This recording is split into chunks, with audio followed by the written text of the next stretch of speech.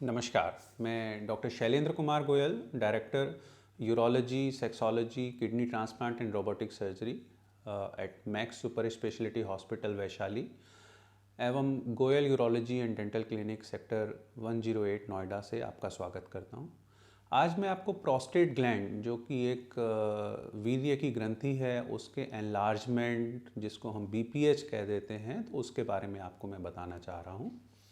Prostate gland एक ग्रंथि होती है, ग्लैंड होती है, जिसका काम होता है वीर्य का निकालना, वीर्य को बनाना।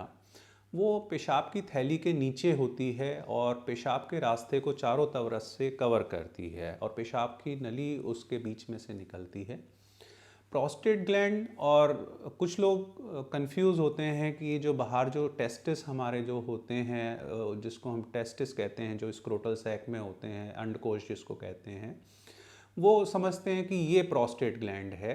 नहीं, ये प्रोस्टेट ग्लैंड नहीं है। प्रोस्टेट ग्लैंड अंदर होते हैं, जो कि बाहर से दिखते नहीं हैं, और डॉक्टर यदि उसको फील करना चाहें तो लैट्रिन के रास्ते एक ग्लव्ड फिंगर डालकर अंदर प्रोस्टेट ग्लैंड को यूरोलॉजिस्ट उसको फील करते हैं।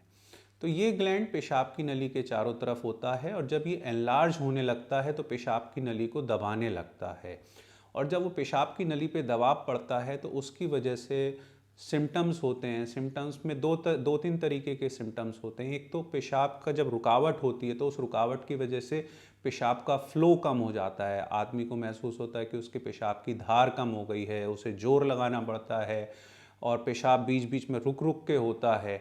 या जब पेशाब अच्छे से नहीं होता तो ब्लैडर इरिटेबल हो जाता है। यदि आप कोई काम अच्छे से ना कर पाओ तो आपको इरिटेशन होती है। तो उसी की तरीके से पेशाब की थैली इरिटेबल हो जाती है, और जब वो इरिटेबल हो जाती है तो वो आपको सिम्टम्स देती है कि आपको पेशाब एक बार में अच्छे से नहीं होता तो बार बार जाना पड़ता है, रात में कई बार उठना पड़ता है। जब पेशाब लगता है तो इतनी जल्दी से लगता है कि भागो, आपका निकल ना जाए, कई बार निकल भी जाता है। या जब आप पेशाब करते हैं तो आपको कुछ फीलिंग होती है कि सेटिस्फेक्शन नहीं होता, कुछ अंदर रह गया, या बाद में बूंद बूंद करके आपकी पैंट गीली हो जाती है, बाद में लीक करता है। तो ये सारे सिम्टम्स कहीं ना कहीं प्रोस्टेट ग्लैंड के प्रॉब्लम को इंडिकेट करते हैं। प्रोस्टेट जो एनलार्ज होता है, प्रोस्टेट एनलार्जमेंट एजिंग प्रोसेस है। 40-50 के बाद अधिकतर पुरुषों का प्रोस्टेट जो है वो एनलार्ज होना शुरू हो जाता है, और किसी को कम और किसी को ज़्यादा सिम्टम्स देता है। यदि हम एज वाइज हम कहें तो 50 की एज पे 30-40% लोगों को, और ये परसेंटेज बढ़ते बढ़ते ऐसी हो जाती है कि 80 की एज पे 70% लोगों को, और 100 की एज पे ऑलमोस्ट 90% लोगों को प्रोस्टेट प्रॉब्लम होती हैं। अब इन प्रोस्टेट प्रॉब्लम का हमने ये तो बताया कि ये सिम्टम्स होते हैं, उसको डायग्नोस कर क्यों होती हैं ये प्रॉब्लम्स। एक तो ये एजिंग प्रोसेस है, और दूसरा जब एक एज के बाद हम अपने प्रोस्टेट ग्लैंड को यूज़ करना बंद कर देते हैं, हम बॉडी के किसी भी पार्ट को हम यदि यूज़ नहीं करते हैं तो वो उसमें प्रॉब्लम होने लगती है। तो प्रोस्टेट एक सेक्सुअल ग्लैंड है, और इसका काम वीर्य को निकालना है। और यदि आप सेक्सुअल एक्टिविटी बंद कर देते हैं, वीर्य निकालना बंद करते हैं, तो वीर्य अंदर रुकता है, प्रोस्टेट ग्लैंड में सेल्यूलर चेंजेस होते हैं, और उसकी वजह से ये सब दिक्कतें होनी शुरू हो जाती हैं। यदि आप प्रोस्टेट को रेगुलर यूज़ करते रहेंगे तो शायद चांसेस हैं कि उसमें प्रॉब्लम कम हो, बट फिर भी ये एजिंग प्रोसेस है। और इसकी जब प्रॉब्लम होती है तो आपको यूरोलॉजिस्ट यानी मूत्र रोग विशेषज्ञ से मिलना होता है। वो इसकी जांचों में यूरिन के टेस्ट कराते हैं, किडनी टेस्ट का ब्लड टेस्ट कराया जाता है, और एक पीएसए टेस्ट कराया जाता है ये देखने के लिए कि कहीं प्रोस्टेट में कोई कैंसर तो डेवलप नहीं हो रहा, जो कि एक सिंपल ब्लड टेस्ट है। अल्ट्रासाउंड एक कराया जाता है ये देखने के लिए कि प्रोस्टेट का रफली साइज़ कितना है। अल्ट्रासाउंड के एक्यूरेट साइज़ पे हम कभी नहीं जाते हैं, एक रफ़ आइडिया एक मिलता है। बहुत सारे लोग परेशान होते हैं कि वो बार बार अल्ट्रासाउंड कराते हैं और दवाई से उसको मेज़र कंपेयर करते रहते हैं कि भी पहले हमारा 30 ग्राम का था और अब 28 ग्राम का हो गया और अब 26 ग्राम का हो गया, तो कुछ बेटर हो गया। ऐसा नहीं है, अल्ट्रासाउंड एक्यूरेट नहीं होता है, एक रफ़ आइडिया प्रोस्टेट साइज़ का देता है। उसमें हम एक चीज़ और देखते हैं कि कहीं किडनी में कोई स्वेलिंग तो नहीं है, कि प्रोस्टेट की वजह से किडनी पे कोई प्रभाव पड़ रहा है, या पेशाब की थैली कहीं ख़राब तो होने नहीं लगी। तो उसमें देखा जाता है पोस्ट वाइड रेजिड्यू, यानी कि पेशाब करने के बाद आपका कितना % पेशाब अंदर रुका रहता है। यदि आपका ज़्यादा पेशाब अंदर रुकता है तो ये इस बात का इंडिकेशन है कि पेशाब की थैली आपकी ख़राब हो रही है। और एक फ्लोमेट्री टेस्ट कराया जाता है जिसमें एक मशीन टॉयलेट में एक मशीन लगी हुई होती है, तो जिससे आपके यूरिन का फ्लो और पैटर्न उसमें मेज़र कर लिया जाता है। एक ग्राफ आ जाता है, उससे हमें पता चलता है कि आपका फ़्लो पैटर्न कैसा है, आपके फ़्लो की स्पीड कितनी है, जो कि आपके ट्रीटमेंट को डिसीजन करने में हेल्पफुल मिलती है। प्रोस्टेट ग्लैंड की समस्या बहुत कॉमन है और इसका इलाज भी बहुत इजी है। आज की तारीख में 90% लोगों का इलाज मेडिसिन से, दवाइयों से हो जाता है और इसकी बहुत इफ़ेक्टिव मेडिसिन्स अवेलेबल हैं। इन मेडिसिन्स में कुछ मेडिसिन्स होती हैं जो कि प्रोस्टेट के साइज़ को कंट्रोल करती हैं और कुछ मेडिसिन्स होती हैं जो कि आपके पेशाब के फ़्लो को बेटर बनाती हैं। और तीसरी चीज़, जो इरिटेबल सिम्टम्स हैं उसको भी कम करने के लिए, जो बार बार जाना, रात में उठना, यूरिन लीक होना, उसके लिए भी मेडिसिन्स होती हैं।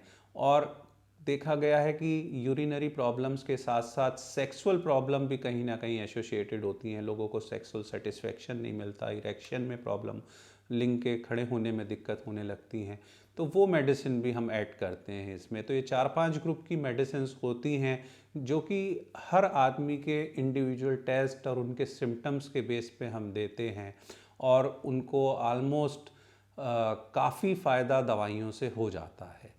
बट कुछ केसेस होते हैं या बहुत लॉन्ग स्टैंडिंग केसेस में, या प्रोस्टेट जहाँ बहुत ज़्यादा बढ़ जाता है, वहाँ पे यदि पेशेंट को दवाइयों से आराम नहीं आ रहा होता है तो उस केस में सर्जरी भी हम करते हैं। और आज की तारीख में प्रोस्टेट की 99% सर्जरी सब दूरबीन से और लेज़र से की जाती हैं। तो इसमें कोई चीरा फाड़ी या कट या मेजर ऑपरेशन वाली बात नहीं रहती। पेशाब के रास्ते दूरबीन से, लेज़र से ऑपरेशन किए जाते हैं, जिसमें हॉस्पिटल में पेशेंट को 2-1 दिन ही रुकना पड़ता है। और it is called minimal invasive surgery, जो कि बहुत पेशेंट के लिए कंफर्टेबल होती हैं। सर्जरी का एक इंडिकेशन होता है कि यदि पेशेंट को दवाइयों से आराम ना हो, मेडिसिन के बावजूद भी उसको सिग्निफिकेंट सिम्टम्स रहें, या फिर प्रोस्टेट की वजह से कॉम्प्लिकेशंस होने लगे। कॉम्प्लिकेशंस में क्या होते हैं, या तो उसको बार बार यूटीआई, यूरिनरी इन्फेक्शंस होने लगे, जिसमें पेशाब में जलन, फीवर, प्रोस्टेट ग्लैंड का इन्फेक्शन, प्रोस्टेटाइटिस होने लगे, या पेशाब में ब्लड आने लगे, या इस रुकावट की वजह से पेशाब की थैली ख़राब होने लगे, पेशाब बिल्कुल रुकने लगे, पेशाब पीवीआर बहुत ज़्यादा हो जाए, या पेशाब अचानक रुक जाए, या किडनी में स्वेलिंग आने लगे, किडनी ख़राब होने लगे, या लोगों को इतना पेशाब में जोर लगाना पड़े कि उस जोर की वजह से हर्निया बनने लगे, अंदर स्टोन बनने लगे। तो ये सब यदि कॉम्प्लिकेशंस होने लगते हैं तो ऑपरेशन एक मस्ट कैटेगरी में होता है। मैं यहाँ पे एक गाइड देना चाहूँगा लोगों को कि आपके यदि सिम्टम्स हैं तो आप अपने मूत्र रोग विशेषज्ञ यानी यूरोलॉजिस्ट से ज़रूर संपर्क करें। जस्ट केवल इस बात को कि अब तो ओल्ड एज हो गई है और हमें ये सहना पड़ेगा, आपको ये सिम्टम्स सहने की ज़रूरत नहीं है। दूसरे, ये बीमारी प्रोग्रेसिव होती है, धीरे धीरे बढ़ती है।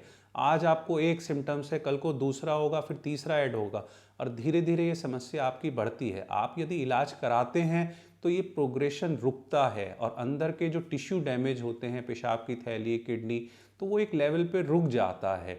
और यदि आप इलाज नहीं कराते हैं तो अंदर अंदर बीमारी बढ़ती रहती है।